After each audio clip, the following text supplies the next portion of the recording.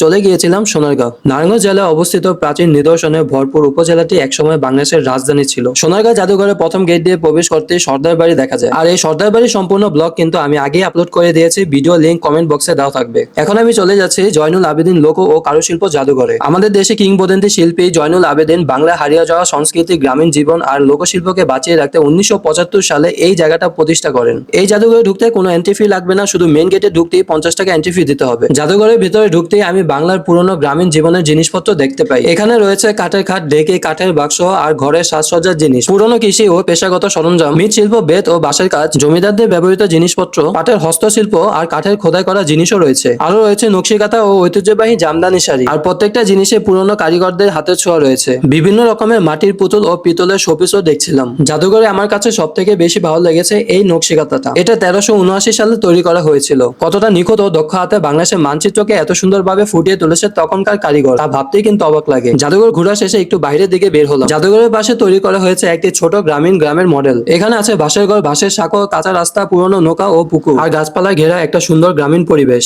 এটা এমন ভাবে সাজানো হয়েছে যেন মনে হয় আমি সত্যি গ্রামের ভেতরে হাঁটছিলাম। পরিবেশটা নীরব আর এত শান্ত ছিল যে আমার কাছে খুবই ভালো লেগেছে। বাচ্চাদের জন্য দোলনা, নাগরদোলা, বিভিন্ন রকমের রাইডস রয়েছে যা গ্রামীণ মেলার কথা মনে করিয়ে দেয়। এখানে একটি লাইব্রেরিও রয়েছে এবং আধুনিক একটি ভবনের কাজও চলছে। তারপর আমরা হাঁটতে হাঁটতে খাবারের এরিয়াতে চলে যাই। ব্রিজ পার হয়ে এখানে কিছু রেস্টুরেন্ট পেয়ে যাবেন। তারপর আমরা মমস কিচেন হাউসে দুপুরে লাঞ্চ করে ফেলি। এই সম্পূর্ণ ব্লগও কিন্তু আমি আপলোড করে দিয়েছি, এই ভিডিওর লিংকও কিন্তু কমেন্ট বক্সে থাকবে। এখানে বের হওয়ার পথে আছে কারুশিল্প বিক্রয় কেন্দ্র, যেখানে বিভিন্ন ধরনের হাতের কাজের জিনিস বিক্রি করা হয়, যেমন নকশিকাঁথা, মাটির পুতুল, কাঠের নৌকা, পাটের ব্যাগ, জামদানি ও ঐতিহ্যবাহী অলংকার। আমার মনে হয় শিক্ষা সফরে বাচ্চাদেরকে এই জায়গায় নিয়ে আসলে সব থেকে ভালো হবে। এখান থেকে বাচ্চারা বাংলাদেশের ইতিহাস ও ঐতিহ্য সম্পর্কে জানতে পারবে। নারায়ণগঞ্জ চাষা থেকে বন্দর ও নবীগঞ্জ ঘাট পেরিয়ে যে কোনো অটো বা সিএনজি ওলাকে বললেই নিয়ে যাবে সোনারগাঁও জাদুঘর। তো আজকের ভিডিওটি এই পর্যন্তই ছিল। সবাই ভালো থাকবেন। আল্লাহ হাফেজ।